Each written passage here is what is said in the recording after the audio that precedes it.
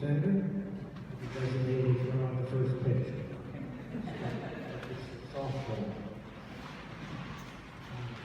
I did notice in some research here, I want to do a thank you to everybody. Thank you for being here. My name is Tom McCaffrey, I'm a 37-year resident. Can you hold the mic closer to your face? Excuse me? My family and I appreciate your continued commitment to local government. You don't call Washington your home, and you and your family are truly engaged in our community. We appreciate that. Thank you for supporting this and working to help lift the burden of many unfunded mandates from local governments and giving them a voice in decision making. I did notice that you received this past year the PA Association of Township Supervisors Award. Congratulations, and stand with some other very recognized people that have received that. In going through this, taking off the burden on funded mandates, how do you ensure that all members of the community have the necessary resources available to them to reach for assistance when necessary? Tom, I'm not sure if I understand that. So you're talking about from the perspective of local government? I guess I'm not that familiar with SR 323. But there's fiscal impact statements involved in that.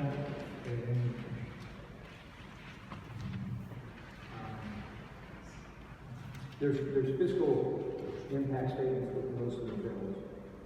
So that's not unusual. You hear that? So this question is very general to me, and what I would see is as if we start decentralizing from the federal government and say, okay, more decision making will be done in the states, next local development, how do you ensure the cash will be available at the local government level to ensure that people are taken care of in their community? Okay, let me try to give maybe a little broader perspective on where we are with money and how that works.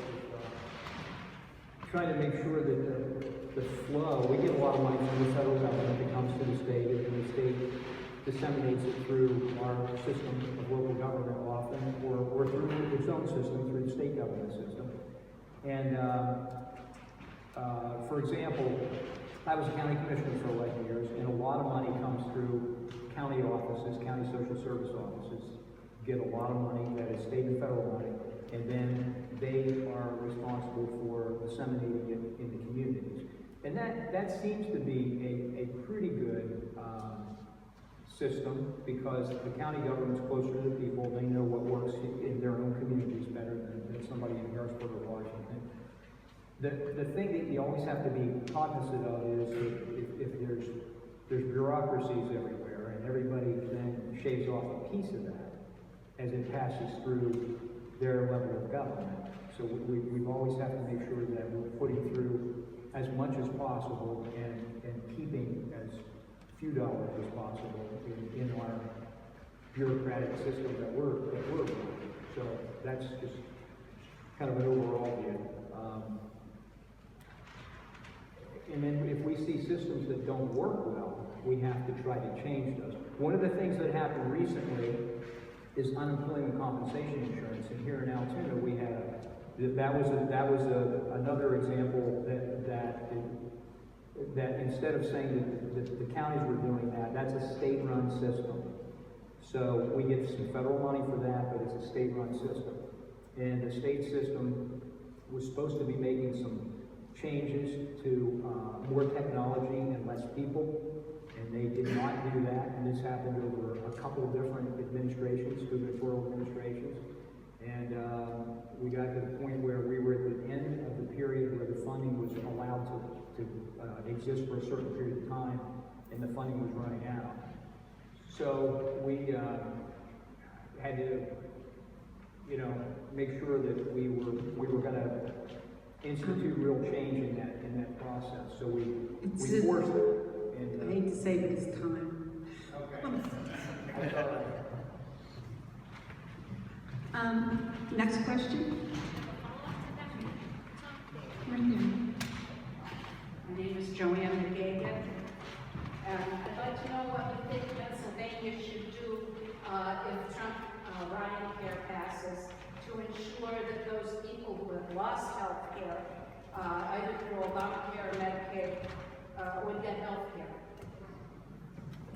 Well,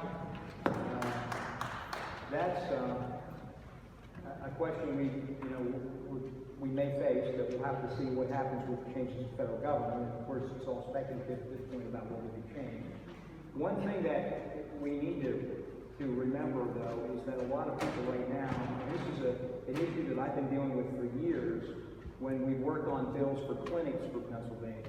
And a lot of folks from Blair County know Dr. Zane Gates. And Dr. Gates and I have worked on this. It took 5 years to get a bill passed in the General Assembly to change to help fund a different system of clinics here.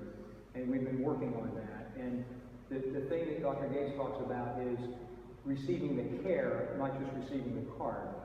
A lot of people say, I have insurance. But if they don't have a lot of money and they have a $7,000 deductible, it really is almost meaningless to me. And that's what we have with millions of people across the country right now. They have insurance, but they really can't get care with the card they have. Excuse me, but I know with the healthcare right now, I do think that Trump care would make it worse. Why? Why? Because 23 million or millions, I think, Million.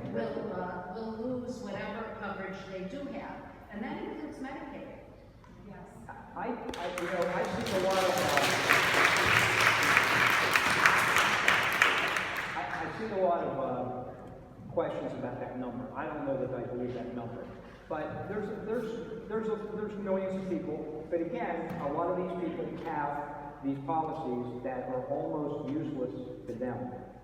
So replacing that isn't something that we're taking much away from them if they have a $7,000 or $10,000 deductible and they can't afford to get care for themselves and their family. Medicaid is not. Medicaid's different. It's Medicaid's different. I'm talking about that as well. Okay. Well, we're going to have to see where we are with the Medicaid coverage if they make the changes in the federal government. And that's a long way from being done. As you know, the House passed a bill in Washington. The Senate will probably make changes to the bill if they put it through at all. So your guess on what will happen there is as good as mine. Is Pennsylvania thinking about doing something? Well, we'll have to react to what they do. Yeah. And we've talked about that. I mean, we know that as the federal government changes that healthcare system, we'll have to respond. Go ahead. In front of me or something, or just tap me in the back or something. I'm sorry, I was trying to get out of here. I'm Dr. Patricia Jabez Wesley. I'm a professor at Penn State. And since we're on health care, I want to ask whether you have ever thought about what you're going to do to help the poor people in Altoona, the poor people in this area, and in, I live in Duncanville, and I know poor people. Why am I concerned about this? 3 years ago, I was diagnosed with cancer. Okay? I have a very good insurance. I have surgery for the uterine cancer. My first bill, when it came, even though I had the best health care that you could have around here, my first bill, I was privileged to receive it. It was $100,000 just for the surgery to stay overnight until noon. They kicked me out even though I was ill. I went to the emergency room twice during that week because they had to kick me out of the hospital because of the expense. By the time I was done with chemotherapy, my bill was almost $1 million. So my question is, if Medicaid that helps poor people who have no health insurance is destroyed, if the Ryan Trump care passes, I worry about people in this area. I can afford to, okay? Because I'm educated and I have a good job. But what about my students and the parents of my students, the poor old people? If our senators do not fight for us, tell me who's going to fight for us.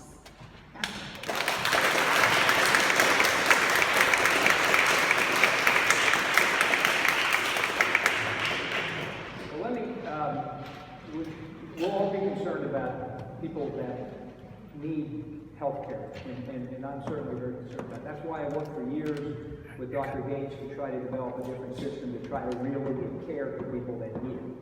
Because a lot of people that had an access card never really got care. A lot of doctors won't pay people like that. So these people shopped around and never really got the medical attention they needed, and a lot of them died. So the old system wasn't really working. And we've got to make sure that we make good policy changes that will help people in a very real way, instead of just feeling good about it and saying, you know, we gave access cards to X number of people in Pennsylvania. That is not the solution if they can't get the health care they need. You know what I worry about? I worry about the silence. The silence. You here are telling us that Obamacare is bad, okay? But there is so much silence from the Republicans and even some of the Democrats as this health care is rolled around and being passed.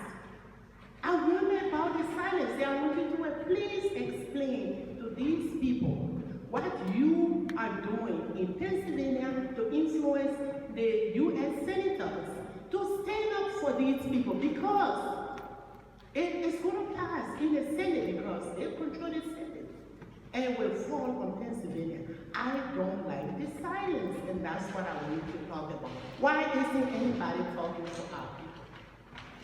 Well, let me say this from the outset too. We had a discussion down the hallway. I don't know if you were there or not, but we talked about, and I know a lot of people watch the national news and they want to talk about national issues, but I'm a state senator, and I know you can always make the argument that, well, if this happens in Washington, then it's going to affect Pennsylvania, and you should know something about it and do something about it.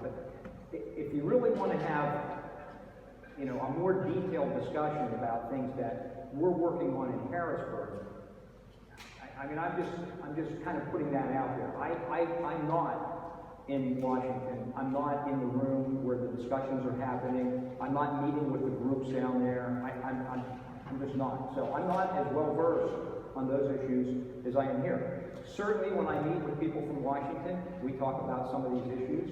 They know that we're concerned about them. And we expect them to develop a good plan that will service the people of Pennsylvania very well. But I don't know the details of where they are with their decision. I mean, Thank you very much. Now you can do it. Tell them what we think. I will do that. I will do that. Okay, in the back, right there. Okay, you talked about doctors who won't accept Medicaid, and I want to talk about a state issue then. You want to shut down places like Planned Parenthood that do accept Medicaid. No. That's not true, so all that, you're not trying to defund Planned Parenthood. Your bill isn't trying to put them to the bottom of the list of funding. They're at the bottom of the list if they're not defunded. Okay, well, by the time it gets to the bottom of the list, they're defunded. No, they're not defunded. They're not defunded. In fact, I've been told at town hall meetings, maybe by you, maybe by somebody else, and I haven't checked on it, but there's supposed to be, I think, 2 clinics in counties where there aren't any other clinics. So they would be the only choice there. They would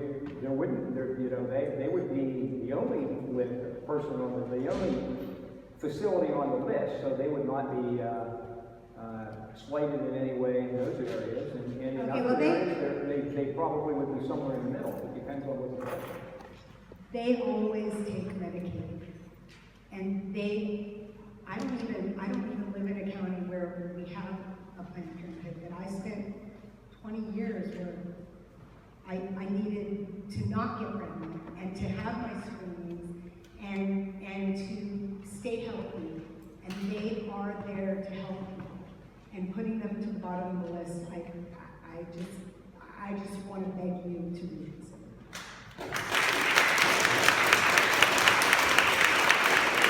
Thank you.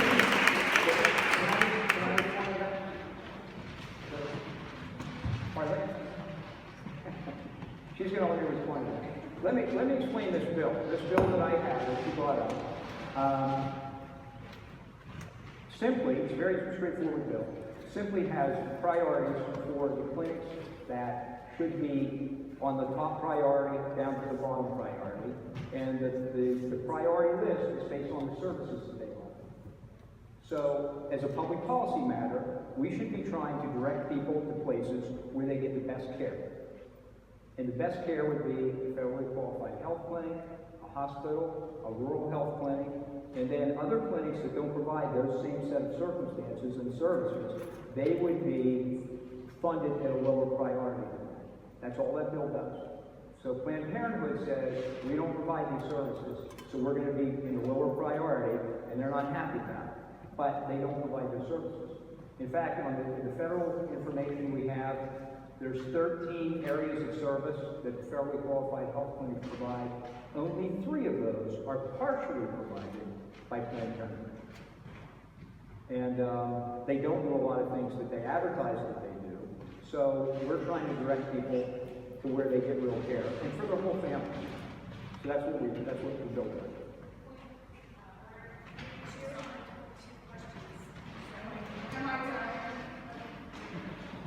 Hi, my name is Tara Smith. I'm from Altoona, Pennsylvania. And I want to talk about the cuts to Medicaid because of the opioid epidemic that is across the country, everywhere you go, small towns, big cities, and it is right here in Altoona.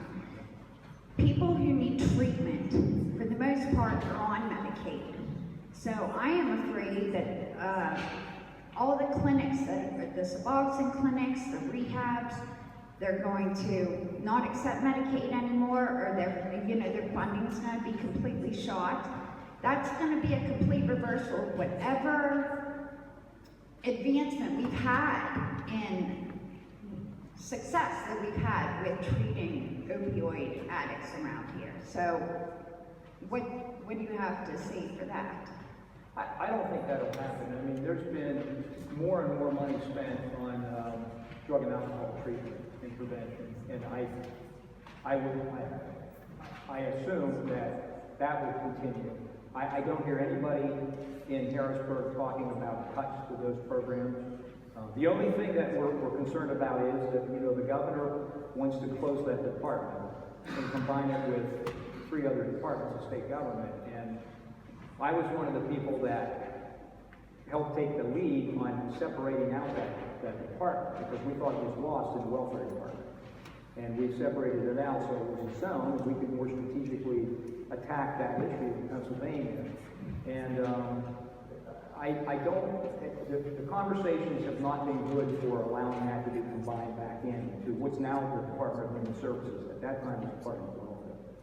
So I hope we can keep that out, which is a little bit separate issue, but I'm just trying to explain that there's a lot of emphasis on fighting that problem in Pennsylvania. It's an absolute crisis in this state. Other questions? I just want to kind of get your response clear to her question. Whenever you said that some people have deductibles of $7,000 on a or more, whenever it's based on income with Obamacare, you believe that lowering their deductibles and removing millions of people off of health insurance to lower their deductibles, that's a good rule of thumb to really go by? Just to lower the wealthier people in the country, allowing millions of poor people to be taken off of health coverage? You think that's a good rule?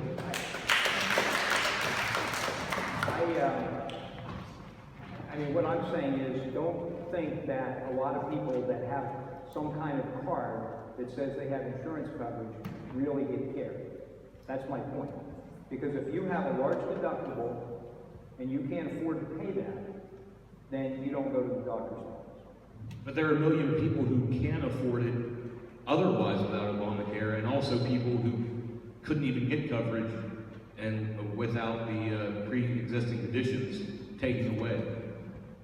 Well, there's a lot of issues with health care. Pre-existing conditions is another issue that... it's a pretty important issue. Well, it's a pretty important issue for a small group of people. Now, it's relatively a small group of people when you look at the whole picture. with Trump or Ryan care, it seems And I'm like not- pretty much every woman at least, And I'm not saying. and most men will have a pre-existing condition.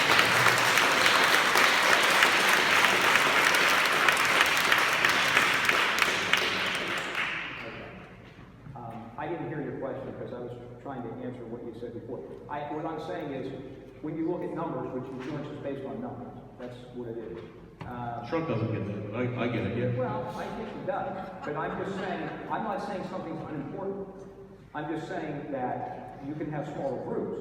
That doesn't mean it's not important, and it's certainly important to those people. But you address those things differently. So, again, this is a national issue that I don't have a vote on what Donald Trump's going to do, what the House of Representatives in Washington's going to do, what the Senate's going to do in Washington. I understand that. We're I just wanted to understand where you felt. We're going to personally. pick up where they leave off, and we're going to have to try to figure out what's best for PA.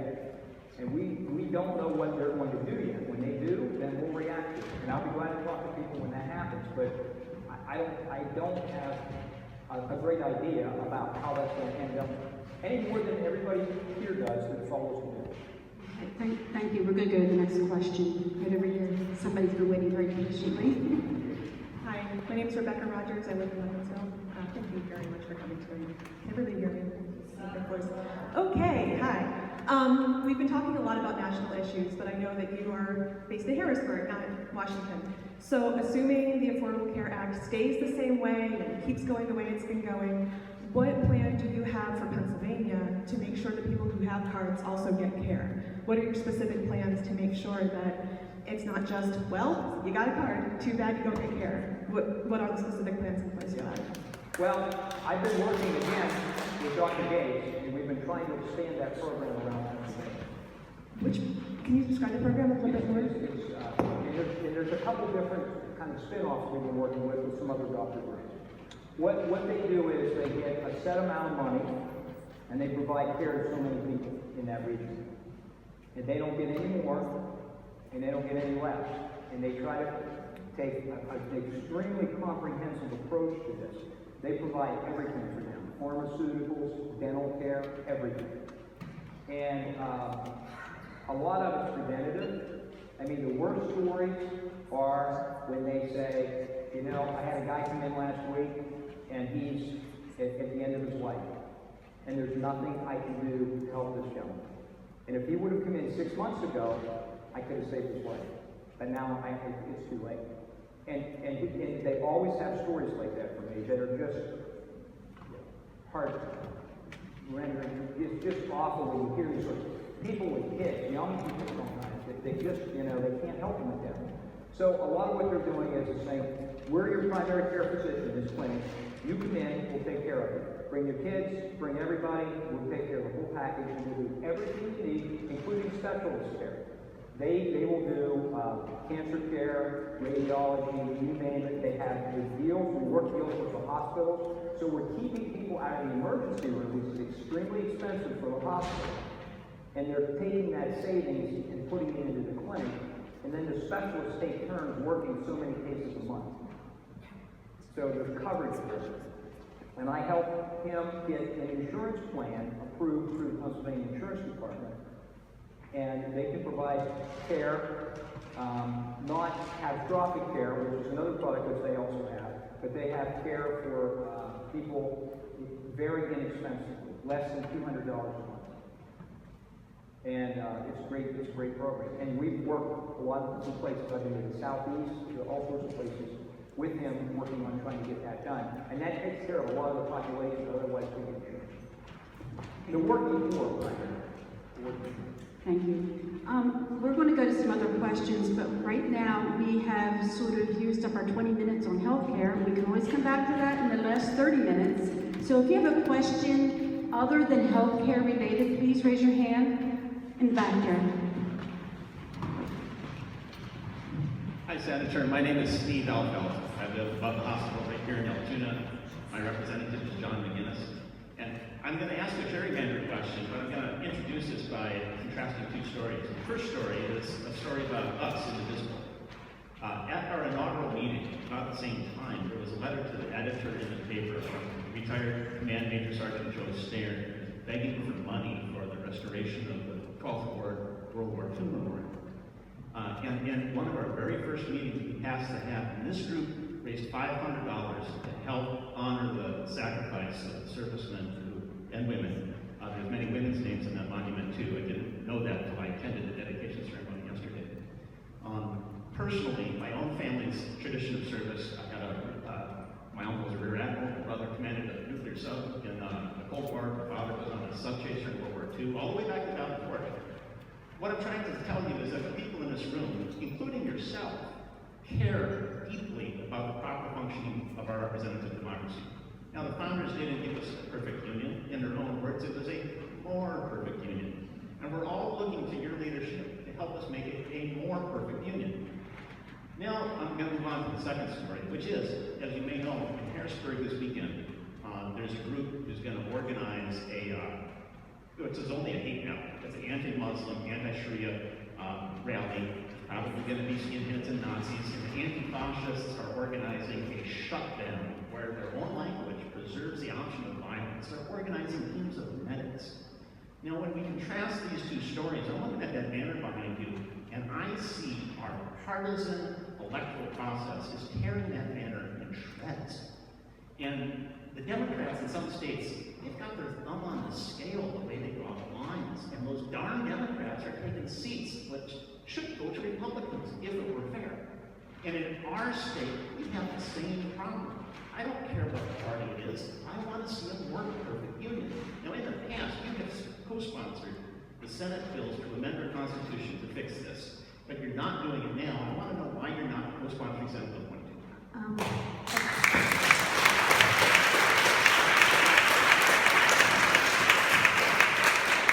There's actually 8 bills in the Senate right now on the redistricting process. And so you know, there's 2 separate processes, one for the congressional districts and then one for the General Assembly districts, and they're totally separate. The congressional process is simply a bill that goes through, like any other bill, it goes through the General Assembly every 10 years, and the House passes it, the Senate passes it, and the governor signs it, and it becomes law. So that's the way the congressional districts are drawn. And the congressional districts are extremely tight on the one-man, one-vote rule. They have to be down to one person. Down to one person. I mean, that tight. So you can go down a block at the end of a district, and they'll take this house and not the other 3 houses at the end of the block. That's how tight those have to be drawn. The Pennsylvania Constitution has different rules that we're supposed to use as guidelines in when the redistricting is drawn for districts here. They try to maintain, don't have to, but try to maintain whole municipalities. Things like that, which you don't have to have the exact numbers, but we try to do that. So that's the constitutional responsibilities there, and we have a process then for that has a reapportionment commission, and that is made up of 4 appointments from the four leaders of the caucuses. So the majority leader in the Senate, the minority leader in the Senate, the majority leader in the House, the minority leader in the House, they pick one each. So there's 2 Democrats, 2 Republicans on that. And between them, then they pick a 5th person.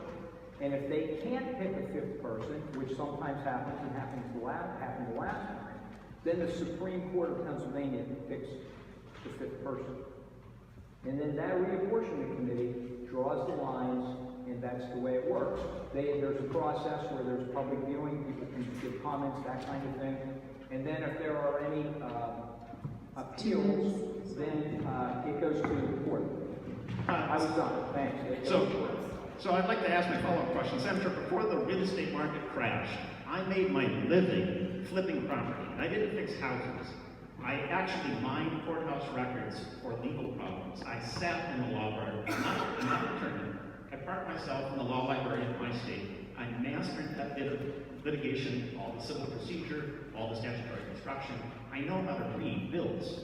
You have not answered my question. I agree. No, all you have done is explain how it has worked in the past. Now, I'd like to just go on a minute. I called your staff once, and I asked why you weren't, I didn't talk to you, I talked to your staff. And my colleagues here may not realize that the past bills did two things. They established an independent commission to get the partisan nature out of this. But the second thing that the past bills, which you co-sponsored, they included some procedural rules. This time around, it's been pared back. The current bill only establishes the partisan commission, and it gives the legislature the power to write the rules that the commission is supposed to use. Now, this seems like we're getting the thumb off the scale. I'd like to just contrast one thing that you did not mention. The way it has been working is this 5-person commission disappears into some back room and does their magic and comes back out and tells the citizenry, this is how it's going to be. Now, Senate Bill 22, this is great. There is a public comment period. Every single meeting of this nonpartisan commission is open to public. And I'm looking to you for leadership to make a more perfect union. So far, I've heard you explain how the cigar-filled back room works and its mystery and its magic with the thumb on the scale. I want to hear you tell me why you're not going to co-sponsor this. Well, the reason I was willing, I was very open to working on this issue, and I did last session. This time, it's taken a whole different turn. And we had meetings. I went to a number of meetings with the group that was organized to try to work on this issue this session. I had staff there. We worked on it for a while, and I eventually just got away from it because it was turning into a left-wing agenda meeting. And they wanted to skew it to their side. When we started to see that labor unions were picking the people that were members of the commission and things like that, I said, this isn't what I signed up for. We had a good group last session. We were going to work on this issue. I'm open to working on it. I think it can be improved. But if it's going to be try to be slanted the other way, then I mean, if we're going to try to do it in a balanced way, in a fair way, that's great. If we're going to just try to slant it to help the Democrats, I'm not in it. Can I respond? Well, actually, during the last 30 minutes, you can. Okay, next question. Somebody else? Back there. Go ahead.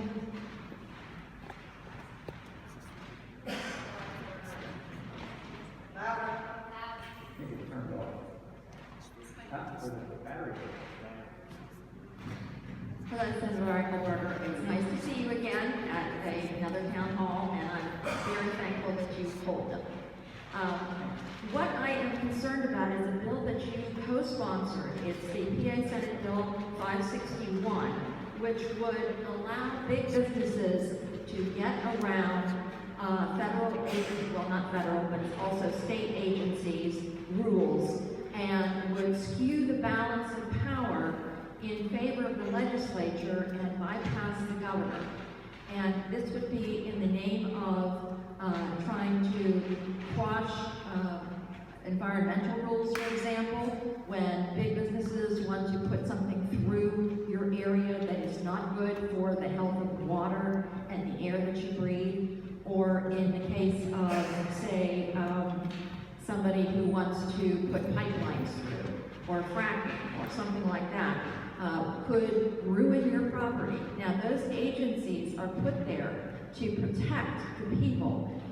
Because Congress now has, the U.S. Congress now has a rule that is, a law that is coming into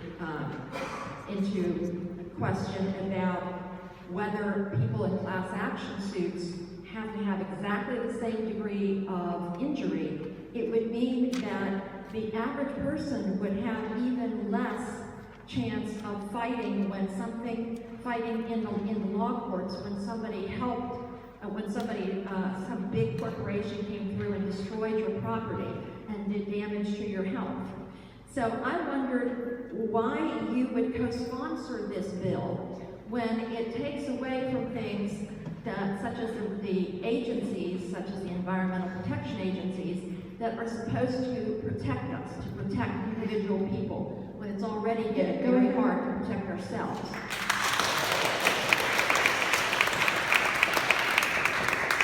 Well, we talked about this a little bit at lunch, and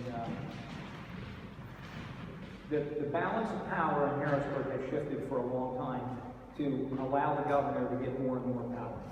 And this has happened over the last 20 years or so. In Republican and Democrat administrations, the legislature has allowed a lot of things to slip by. And now, we've always had a very strong governor form of government in Pennsylvania. They have a lot of authority. And we've allowed them to get more and more authority. In fact, in the last budget debacle we had that went for 9 months, the governor was authorizing a lot of spending that we didn't think was constitutional, but it was difficult to stop him because the checks and balances have all eroded in that process. So they built a very, very strong Department of Environmental Protection, DEP. And we have many people coming to us, individuals, farmers, businesses, municipalities that can't get permits, that wait for 6 months or a year or 2 years to get a permit. They have lots of issues, and they get a permit eventually, so it isn't like we're stopping anything. But they don't act on things. They don't even get back to people for months and months at a time. We have lots of problems with that department. We need to get more control back to the legislature, which is closer to the people that we deal with back home, and take it away from the centralized government of a governor's administration. And that's what we're trying to do. I don't think anybody's going to get hurt in this process, but there's no use having people's projects stop for a reason that if you just file this paper next week, we'll give it to you. But you don't tell people to file that paper next week. You wait for 6 months to tell them what they have to do, and then they can get a permit. It's very unfair to people that are trying to do things in Pennsylvania.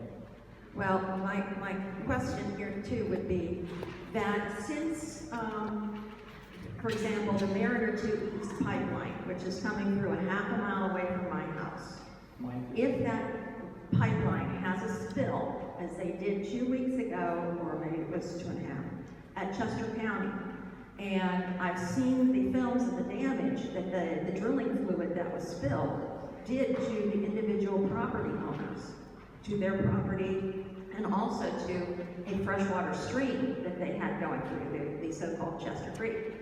And the DEP gave them the permits.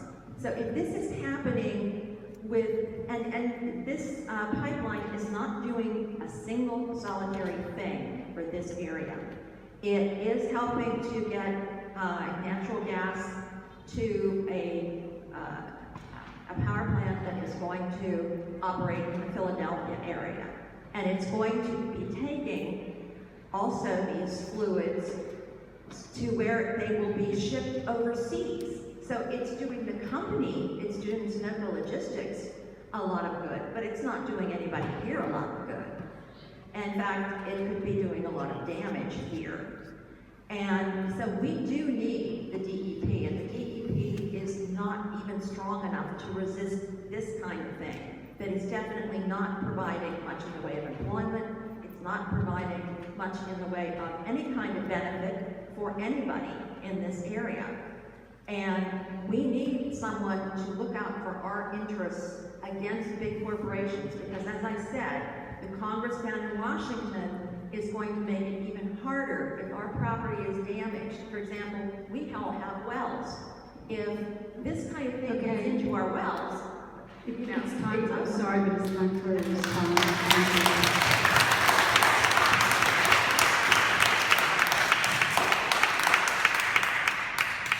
Well, you know, if people in Pennsylvania get jobs from something, we may not get as many jobs here that they get somewhere else. There's other projects where we get jobs here, somebody else doesn't get them. That happens across the Commonwealth. That happens everywhere in the United States. We're looking at the economy of the state and trying to find ways that we can make our quality of life better for everyone. And there's environmental protections. It's very difficult here. It's very difficult here to get these permits and work through this. Believe me, I've met with landowners. We've had meetings with DEP. I've been deeply involved in some of these acquisitions through here to get things done. And it's not an easy process. And they have to have everything in order to get that permit. So, unless, there's got to be a standard where people can continue to move forward and build things and do things in the state. It's the same as anywhere in Pennsylvania or around the country. And they're careful about where that standard is, but you can't just stop something if you don't have a sound environmental reason for it. If they have one, they'll stop the project. If they don't, they allow it to move forward. Okay, how about all the way over there? Yes. I have to disagree with you, Senator. Take the Gerhardt's property, for example, in Huntington. Are you familiar? The Gerhardt's property in Huntington County, they have been through years of back and forth legal processes trying to save their land. And when he stated that it's hard to obtain these permits, and that environmental surveys need to be conducted fully and completely and correctly, the project is still going through their property despite deficiencies cited by the DEP. There is a problem with the process, and there is a problem with pulling away those laws that should be protecting individual people and their homes and their resources and their communities. Duncansville, for example, is a poor community. We don't have industry. I'm a resident of Duncansville. Our water's bad. We have a pipeline going through a little bit over than 1,000 yards away from our elementary school, through a beautiful piece of land, by the way. You know the trails, Foot of 10 Trail. And I suppose I don't necessarily have a question for you, but I did want to correct you and state that these projects are bulldozing right ahead despite deficiencies stated. I'm sorry, but this is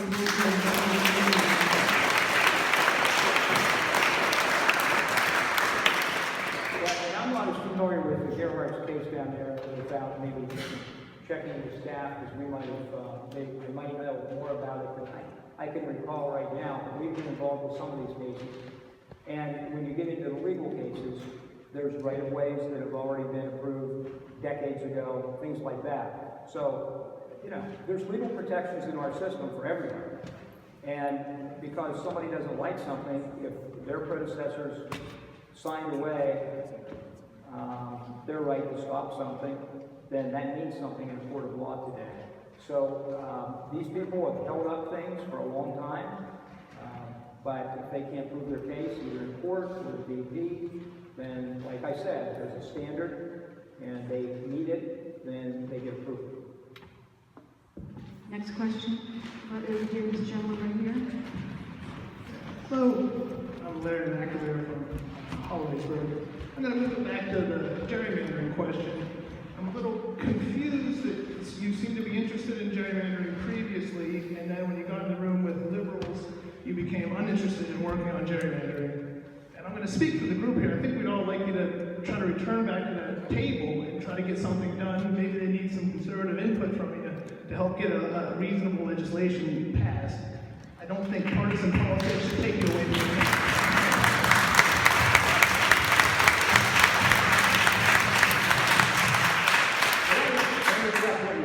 I didn't say that when I got in the room with liberals. I was in the room with liberals last year, and that was fine. We were working on it together. I work on a bipartisan nature with lots of people in Eichelberger. But when they started to have the liberal philosophy try to be agenda-driven for this issue and skew it so that liberals could get elected, I said, that isn't what we're here to do. We're here to work on this in bipartisan fashion and make it fair and balanced and do the best job we can with that project. And if you're going to do something else, then I'm not interested in helping you. Yeah, I think we feel like it's not a good reason to walk away, and you got to still work something out. So, I hope you can try to do that in the future. Well, I mean, that's a fair point, that, you know, we can always continue to try.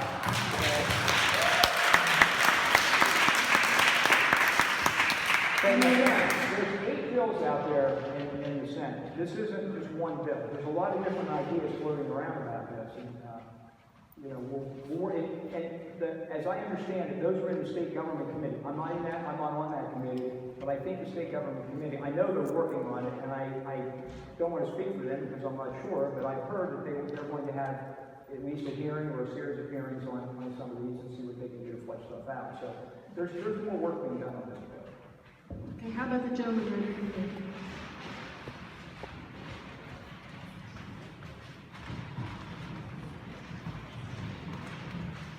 I hate to give you whiplash. I'm going to have to return to the environmental question again.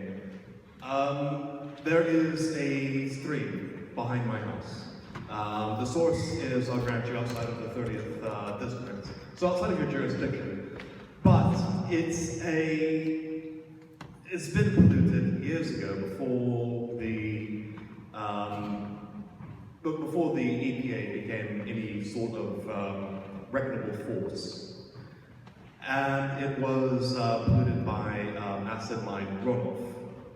Now, this stream, even to this day, decades later, is completely non-usable for wells, so that you can't dig wells anywhere within the area because of acid mine runoff, pollution. And so these incidents have consequences decades down the line. Now, you've said that we are not,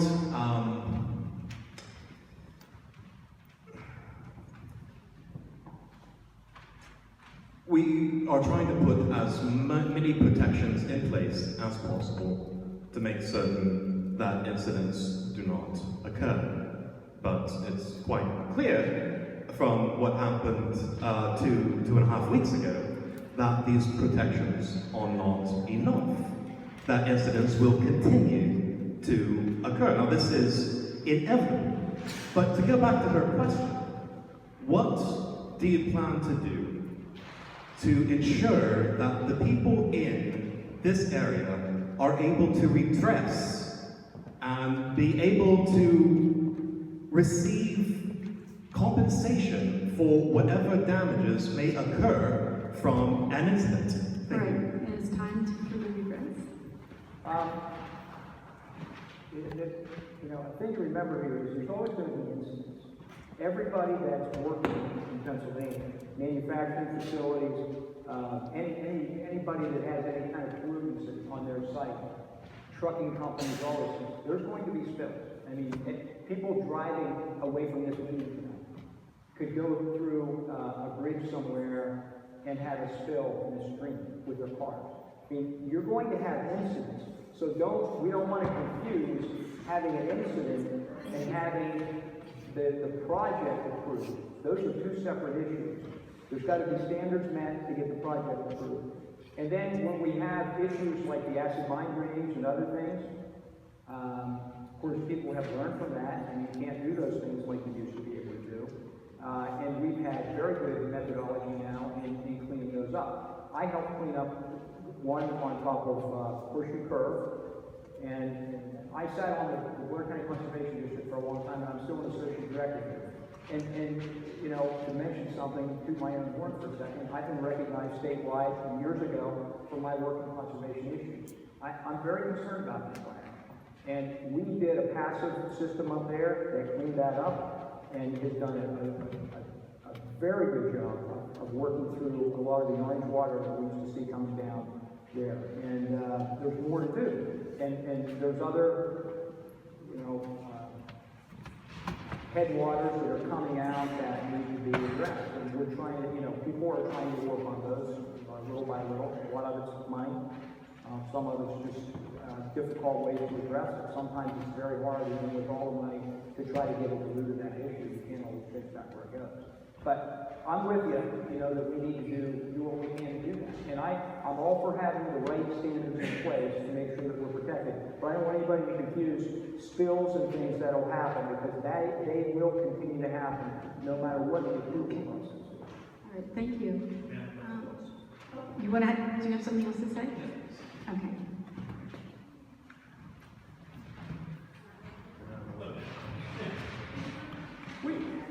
Well, can I just try to be loud?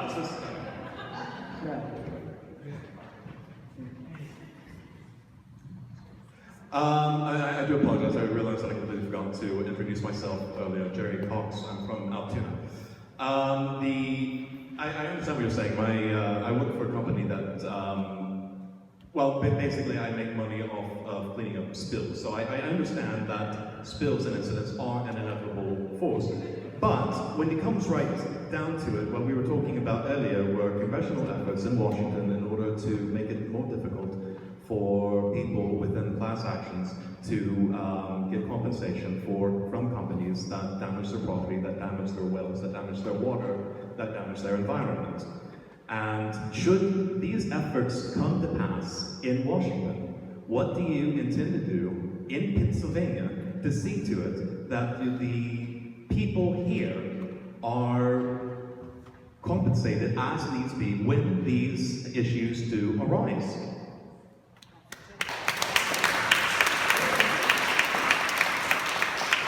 Well, I mean, again, we would have to see what they're going to do in Washington, but they may do things that we can't turn around. If there's federal law on some of these issues, we may not be able to supersede that. It's just going to depend on how that works. We can't always turn around something that they do federal law. Okay, other questions? How about right here in the front?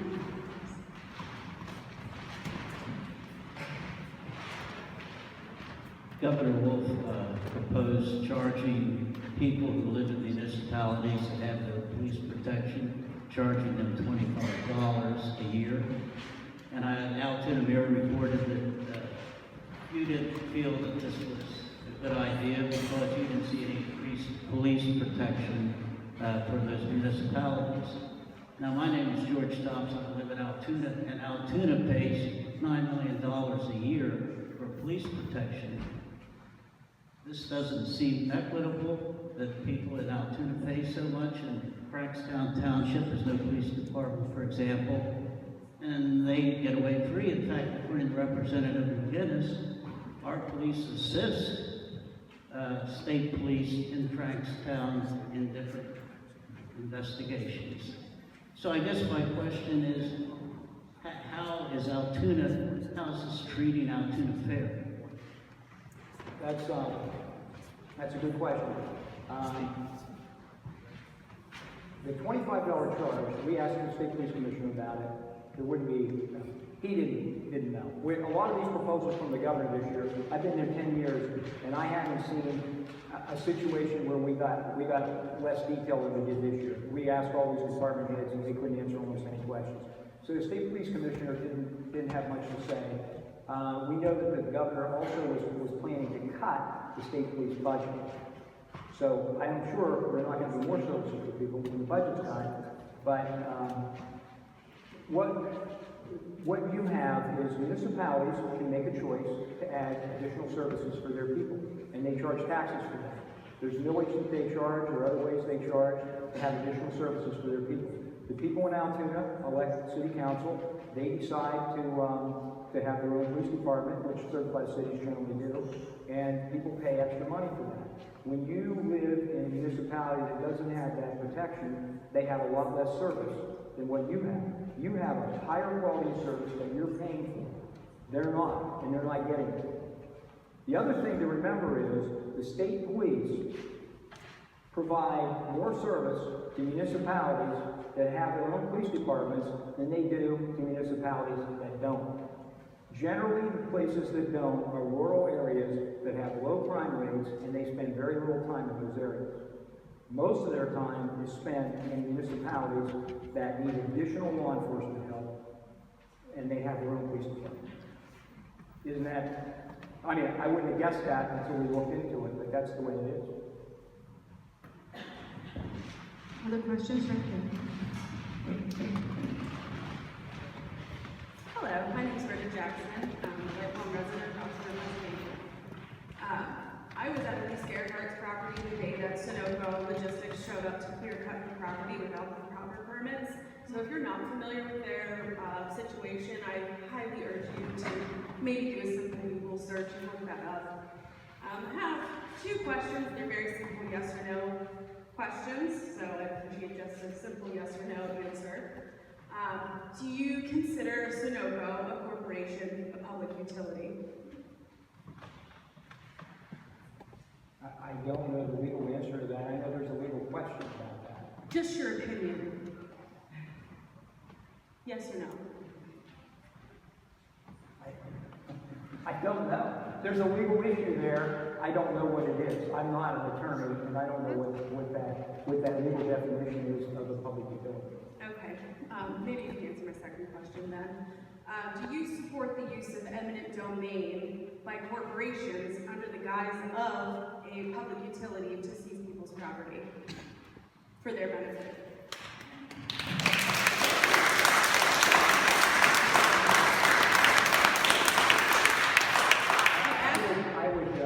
I would have to say that, I mean, there would be certain circumstances, but I would have to say yes. You do? Well, you should be ashamed of yourself. Again, there's a legal standard there, and if they need it, which means that it's for the greater public good, then there's an issue about what you need to do to provide that service to the community. It's a difficult issue to wrestle with, but hopefully the case is, the legal situation is that strict enough that it'll protect individual rights as much as possible, but under certain circumstances, the public good is outweighed.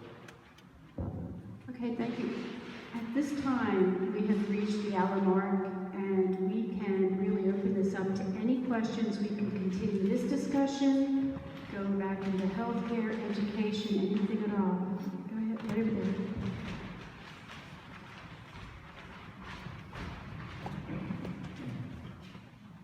Hi, sir. My name is Mira Bajwa. I'm from Hollidaysburg. I'm the acting president of the organization. We're called Indivisible, and we are made up, I'm an independent, and I'm the acting president. So we are not we are nonpartisan. We have Republicans, we have Democrats, we have Green Party, we have independents, we have everybody here. Libertarians. We have all parties and non-parties represented here. I think one thing that unifies us is that we are smart and thinking people. We may not all be college educated or professional degrees, but we're very intelligent and thinking, thoughtful people. The thing that unifies us all, though some of us may have different views on immigration, on the environment, on education, on pro-choice, pro-life, all that stuff. I have friends in the group that feel differently about all these things. We are tired of party politics. It is destroying our nation.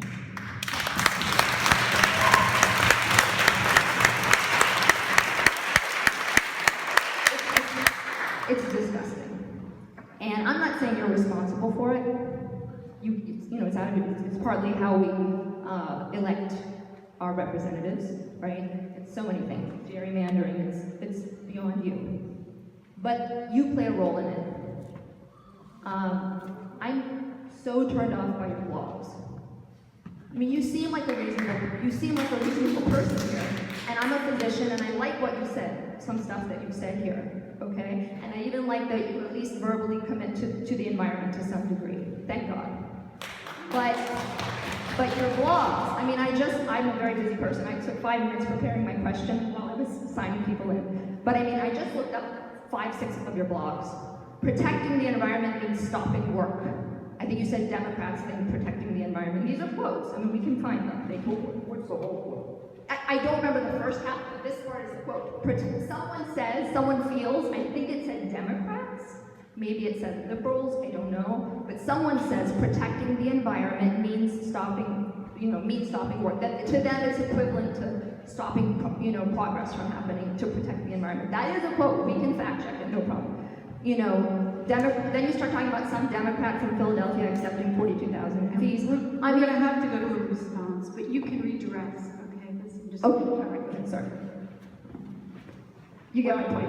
If you're a regular blog reader, and I've been doing it for 10 years, I beat up on Republicans a lot too. So I look at... I haven't seen that, though. I'm sorry, what's that? I haven't seen that. Well, I do. And I'm critical of the process often. I kind of call the shots the way I see them. We talked about that tonight. I meet with some of these folks that just want to stop everything. And that isn't what's going to happen in the United States. And I don't think it should happen. We should have good, strict environmental standards. And if people meet those, then they get permits and the project moves forward. We can't just have people say, you know what, this could be dangerous, I don't like this for whatever reason, and this project should never happen in the state. I don't think that's good for our economy in any way, shape, or form. Our quality of life depends on having certain things done. I have people that, municipalities that can't get work done in water and sewer plants and things like that because of the permitting process. Things that they're trying to improve in the area, medical facilities that can't get built for long periods of time because of permit problems. And we just can't stop things just because somebody says, this could happen, or this could happen down the road. If you have solid reasons why there's a problem, they'll address it. But just a philosophical issue that we don't like oil companies, we don't want to see this happen or that happen because they're tied to big corporations or whatever. You can't operate like that in a free economy like we have in this country. I mean, we have business owners here, we have professionals. I don't think anyone expects us to stop progress. It's ludicrous. If you're talking about some people that are living on some, island, that's fine. But people here and most Americans want to protect the environment and want America to succeed and want, companies to succeed and people to have jobs and people to have health insurance. It's another example of divisiveness. You say things throughout your blogs, liberal activists, blah, blah, blah, the alt-left, blah, blah, blah. It's inflammatory. We don't have that problem here. For the most part, Indivisible represents the sort of more progressive views, and we are polite, thinking, smart members of the society, and I'm sick of seeing that on your blog.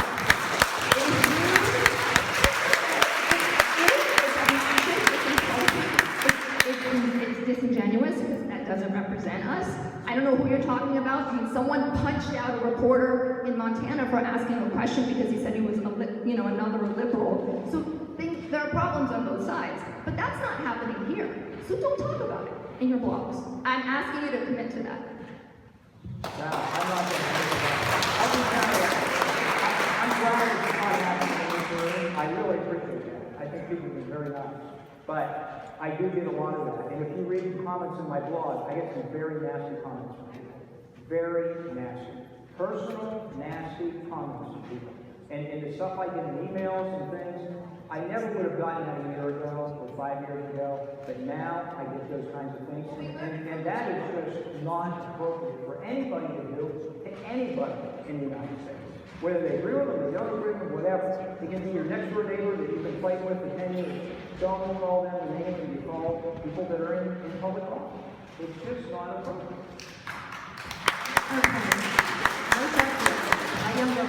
Wow, I got a round of applause now. Hi.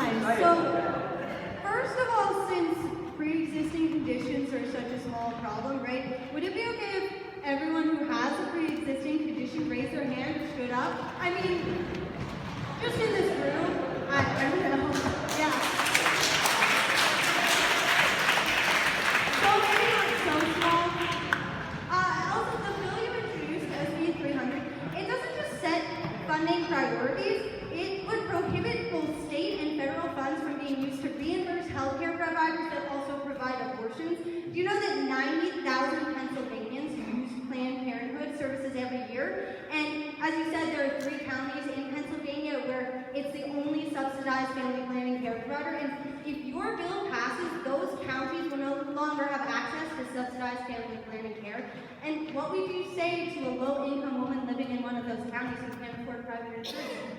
You just didn't listen to what I said. That's not true at all. That isn't true at all. I just explained how that bill worked, and I said in those counties they would be the only choice. This is a priority list. It doesn't defund anybody. It sets priorities. If you have, so in your example, so you understand, if you have a clinic, if you have 2 clinics in the community, and one of them provides complete care for people, and the other one provides just a little bit of care for people, we're going to direct people to the clinic that provides the best care. Just a little, That's you're what we're meaning doing. women's health care? That's just a little bit of care? Just little bits of women's health care. That's all they provide. No. That's, yes, it is. Yes, it is. I'm looking at the federal U.S. Department of Health data. I can tell you, in a lot of what Planned Parenthood says, they don't do. Look at their website and see where they say they do prenatal care. You know what they do? They do 0 prenatal care in Pennsylvania. Do you know that in 0. Texas they passed a similar law to what you're trying to pass, and that in a year there was a large increase in STDs and unplanned pregnancies? So is that what we want? With the same kind of bill? I've never heard that. I mean, and another, what else did you say that I said about the claims? Well, that, yeah, and I didn't say that. She said they weren't a big problem. I didn't say they weren't a big problem. I said they were a smaller group. Well, I'm not sure that everybody here had a pre-existing condition that was prohibited under the law. Some of them are, some of them aren't. But I wish I could remember what the other issue you said about the Planned Parenthood, but it was incorrect.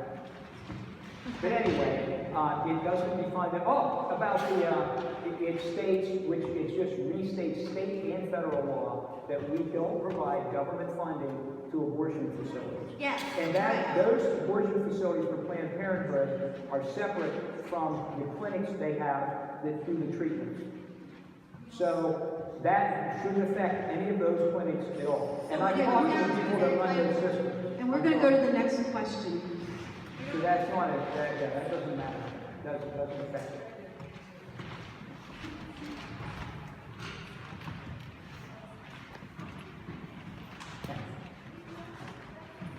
Dan Casey, Julianne. John, I've got several things. Okay. I've got several things. Well, thank you for being here. It's a wonder you're not white, you know. And you were just on WGCN here not too long ago. And was that rehearsed or edited or something? You know, because you had a college there. He was pretty sharp too, John. Do you know how I'm talking about? That was the talk show we did. It was Senator Andy Denneman, who's the minority chair of the Education Committee, and me, I'm the majority. Okay. Yeah. And those aren't rehearsals. You just go in and do them. They don't edit them. They're live. They're not. And he was a Democrat. Yeah. Okay. And another thing. Now, would you please, when you're on WGCN or any outfit or something like this, media outfit, could you let the local people know that don't have computers and things like this? It would be helpful to everything. Is it possible? Yeah, we do that some. Sometimes we send out a release. I mean, most of the local media, they don't, you know, it's like watch a TV show and you know, if it's a TV station, I think they want to direct you to watch another program. And, you know, nobody seems to be that interested. I put it in my blog sometimes, I put it out, but most people, if they're watching TV, they'll watch it. If they don't catch it, they don't catch it. Okay, now... But we'll try to do a better job of that. Okay, please. And another thing, John, there was nothing mentioned about school vouchers. Has it gone by the wayside, the school vouchers? School vouchers, you know, like you're a big opponent for that, you know, because you met a PG with the powers that be and everything. And it acted like it was going to go, but then it dried up. Is it dried up? Well, there's a different approach now. We're looking at education savings accounts, which are slightly different than the voucher program. There's more options for people with education savings accounts. And that's what we've been looking at. There's a couple of people that are sponsoring legislation on that.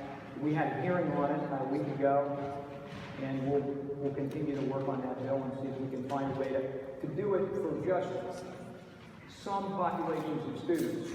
We're looking at either special needs students, or maybe special needs students and kids that are in the worst performing schools or school districts in Pennsylvania. Another thing another group that is looked at around the country are military kids, that their parents are moving frequently and they have some issues and they're addressed that way. What are you going to name it? Well, it would be an education savings account. That's what the name of it is. It'd be a savings account, so then funds will go in. Or scholarship account. They go by two names, but it's an ESA is what the acronym is. Everybody calls it an ESA. Does it have any teeth? Yeah. I mean, it would be what would be available to people, to parents, if we can get it passed. Two more things, real quick ones. One more. She's got time limits. Okay, one more. All right. Okay. What about responsible driving? Something has to be done on the higher level because it's tragic. Responsible driving. Thank you very much. Thanks. I mean, we keep looking at all sorts of things with driving. In some ways, technology is really helping a lot now with the DUI issues because you can put things in cars and you can prevent people from getting their car started if they have the breathalyzer stuff in their vehicle. That's one protection we have that's pretty much guaranteed unless they borrow their buddy's car, and that happens too. We're trying to look at some of the laws with DUIs, and there's other issues other than DUI, but there's a lot of driving problems out there today that just, a neighbor of mine is Dr. Ron Summer, who's a dentist, and if you remember about a year and a half ago, his wife and his daughter were killed, tragic accident, in Evansburg at the top of the hill there, and rear-ended at night, like around 10 o'clock at night, as I recall. And just unbelievable. And I see Ron and I talk to him every few weeks or so. We run into each other and talk, and it's going on. They still haven't gotten this guy to court yet. I mean, the family just dragging through this thing for so long, and I don't know what they're going to do to the guy. Probably not much. Well, we're going to ask the next question. I'm sorry. We only have 15 minutes left, and I want to get a variety of questions going, okay? Right back to you. Thank you, Jane. Senator, my name's Nikki, and I'm from Hollidaysburg, and I know you passed out a medal at a 5K time to thank you for that. I'm a physical therapist, and I've heard tonight about how our streams are becoming more polluted. This is affecting our health. I've heard tonight about how we're selling out our democracy to large corporations. And I've heard how we're cutting federal funds for healthcare. I've heard how we're cutting state funds for school systems. I see kids with special needs. Yes, defunding of government schools. Yes, I've heard you speak of this. It's on your blog. Anyway. We're not cutting. I mean, having cuts and cycling in there, it goes up and up and up. We can see it in the plan with the boss. Her plan is to defund public education. We can see the bills that are on the table. They are set to defund public education as well. And I see kids with special needs getting physical, occupational, and speech therapy services in the school system currently. Okay? And I heard you just mention that you want to set up a savings account. Okay? You saw the failure with the banks. Okay? So we're going to, rather than allow our children to get, as you call it, government assistance, Medicaid takes care of these children. We're going to cut that. Okay? And then we're going to cut on a federal, we're going to cut the school systems. What is your plan? How are we really going to protect children with special needs for their basic health care concerns?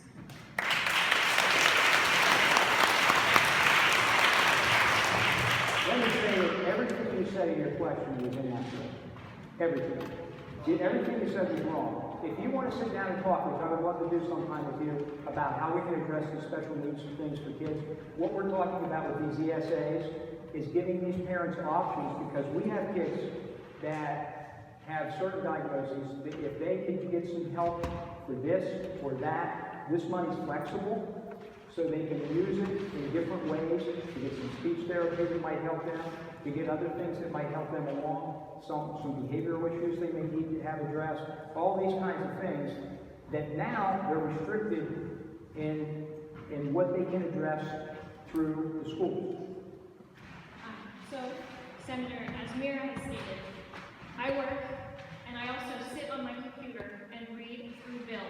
And I read through government documents and I read research, clinical research. So, for you to tell me everything I said is inaccurate, I very wholeheartedly disagree with. Also, I would like to say that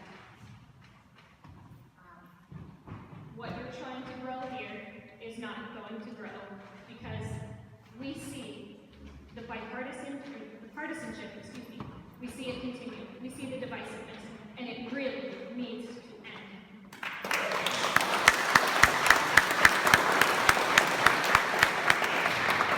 Well, I try to be as bipartisan as I can be. I am a very... Please try harder. Well, Government schools, that hurts people so bad because, I mean, I think I told you this at a meeting before. I went to a quote government school my entire life. My mother and father were divorced when I was 3. They raised a fuel scientist with a PhD, a doctor of physical therapy, and a master of education through the government schools. I think they're doing a good job, and they need to be further taken up a notch, not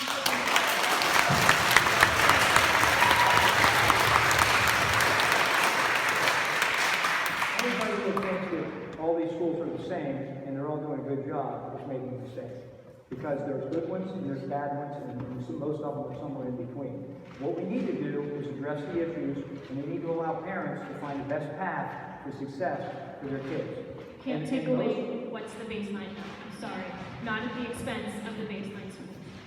Well, there's always going to be the government schools. I mean, they're established. They are public schools. Please stop calling them government schools. Well, they're all the schools are part of the system of public education. I don't mean anything derogatory by saying government schools. They're all part of the system. But some are government schools, some are private schools, some are homeschooled. There's a distinction. All right, we're going to go to the next question. Senator Victor Brunston, I live in Altoona. Yes, I'm an immigrant too. Just as a follow-up, your proposal to use education savings accounts unfortunately benefits only those families that are affluent enough to be able to put money away. It's the same procedure as your savings accounts. Yes, I'm afraid the data on savings accounts, you have to have enough cash to be able to do that. So I'm afraid I have to call BS on your contention. That's not true. That's an absolutely false statement. These are for people that can't afford it. If you have lots of money and the school system that you're in and there's other services available, you just get those other services. Or you change where your kid goes to school because you can afford to send them anywhere you want. The people that don't have those opportunities are the ones that qualify for that. That's the folks that get it. Excuse me, they don't have the money to put aside in the first place. The money comes from the state. The state money that we give that should follow the child, it now goes to the school, and then the school keeps it. And so when you hear school districts say how much other schools are costing them, like charters, that's not really a true statement. A large portion of that money is coming from the state that should follow that child to go wherever that child goes. And when they say we spent X number of $1 million, they didn't. They spent a lot less than that because their portion is a lot smaller than that overall portion. Okay, next question. How about right in the back there? Right there at the front round here. Hi, my name is Karen Green. I'm from Roaring Spring, Pennsylvania. I think I misheard you, but I want to make sure. I got the impression that you are saying that that charter schools who would be receiving some public funding through whatever kind of program you're going to use would not have to provide free and appropriate public education for children who have special needs, including intellectual disabilities or physical disabilities or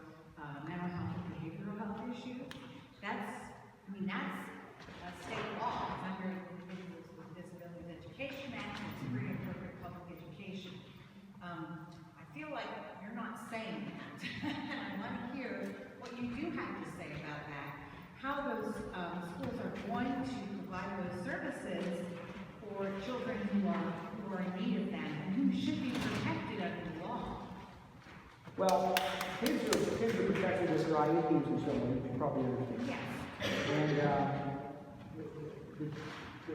And I'm not sure on the charters how that works with the charters. Maybe you know. With the private schools, they don't have to provide those because they're set up to do certain things. And if they aren't set up for certain things, then they can't. Those schools receive. Are you talking about private parochial schools or private or parochial? Those schools receive public funding for speech therapy, guidance counseling, and also for transportation. However, those are services that they receive funding for from the state. So they are required to provide those services.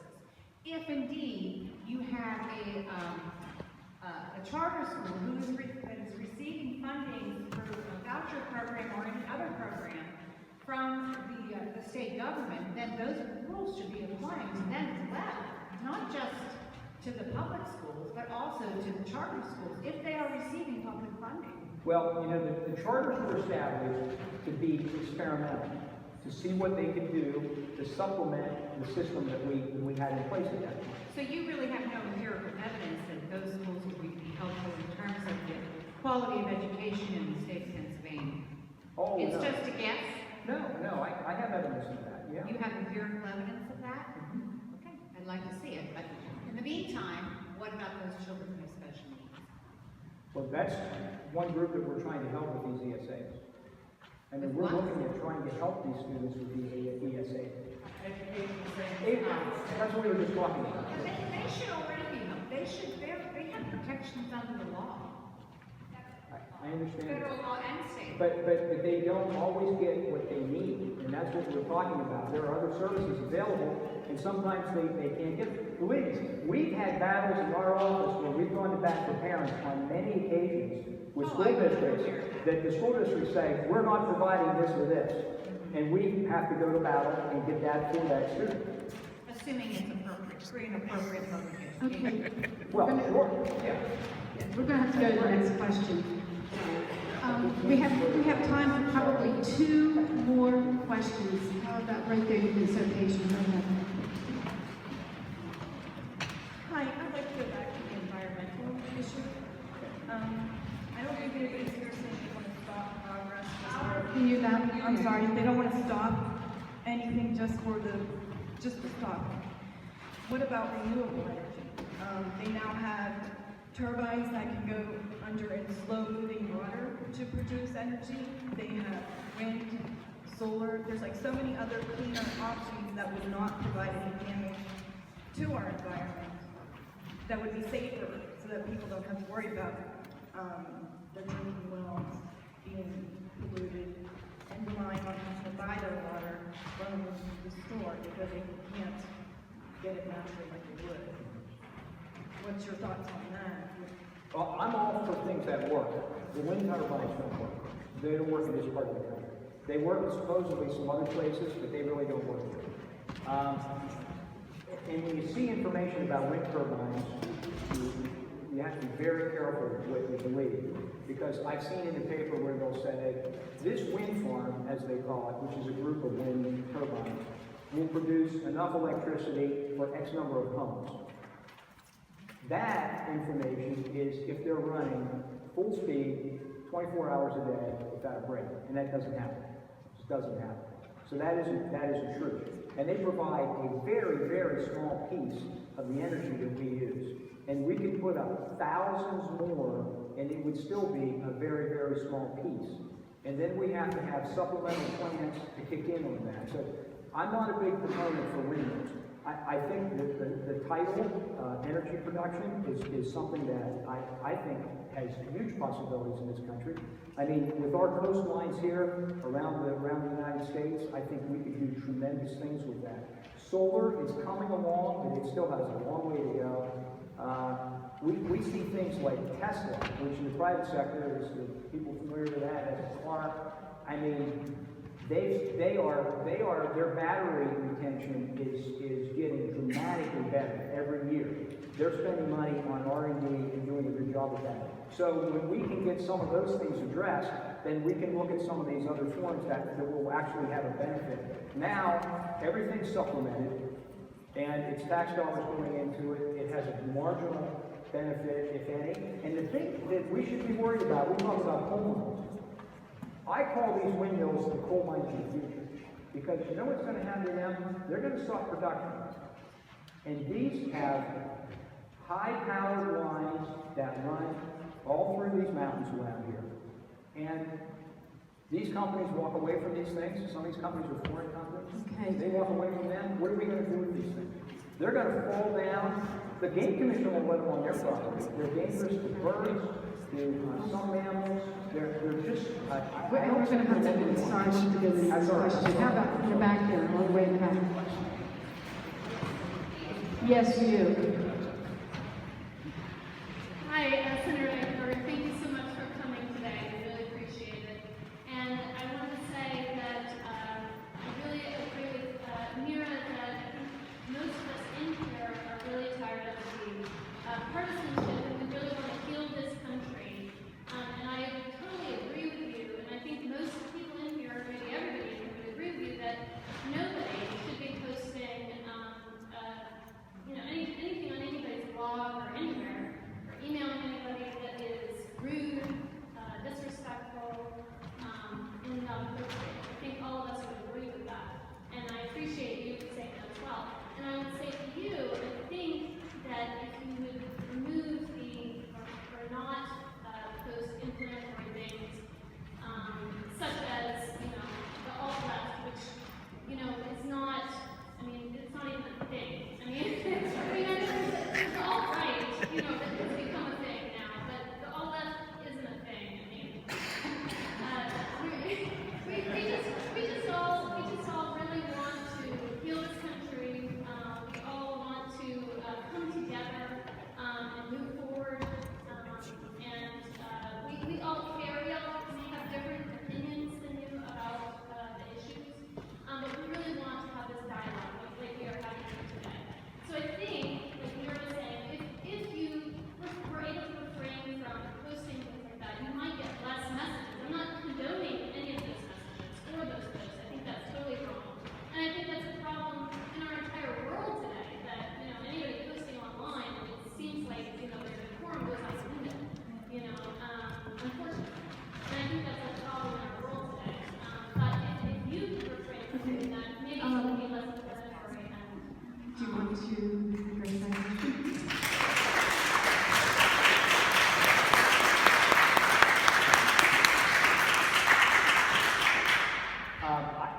I don't recall having said anything that I wouldn't say again. I try to be direct in my blog. People expect that from me. I try not to be insulting to people. I do use some popular phrases now and then, like all mouth or something. But that isn't every day. Most of the time, a lot of times I talk about things I did that day where I went. I spoke someplace, whatever, and so on, but some days I get issues, and usually it's been on the conservative side of the issues, and a lot of people in this room wouldn't like that. But, I'll tell you, I'll try to be, I'll take a second look at my blog and see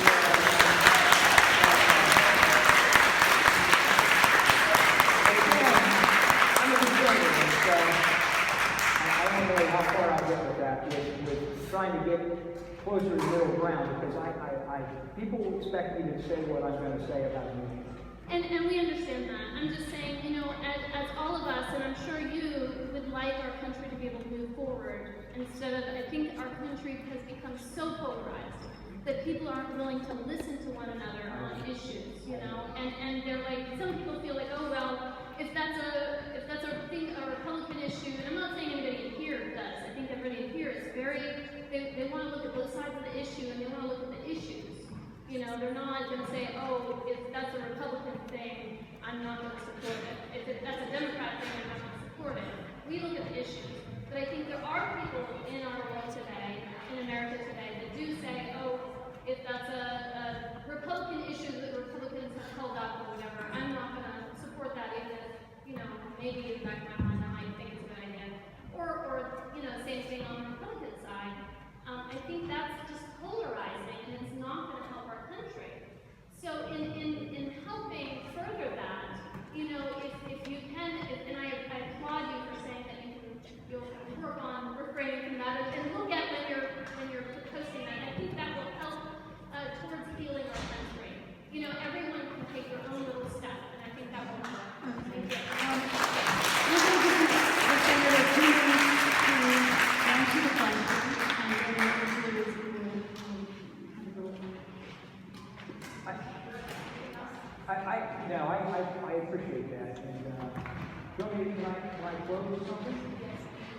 Okay, I really appreciate everybody's demeanor tonight and willing to have a good conversation about it. I really do.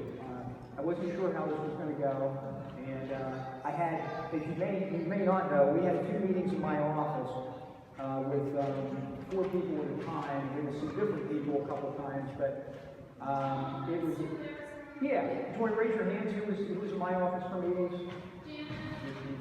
About 6 people over 2 different meetings. They were very good. We had a nice conversation. They asked me if I'd be willing to do this, and I said I would. And we set up a little bit of ground rules, not a lot. And you guys were true to your word. It was very respectful on both sides, I think. I hope I can say that. I really appreciate it. Thank you very much for everything tonight. Okay, this concludes the town hall meeting for tonight. We hope that you found the meeting informative, worthwhile, and as the primary goal was to provide productive discourse, ideas on issues that were pertinent to all Americans. I hope that you feel invigorated and encouraged by our dialogue this evening. Thank you. There are refreshments in the back.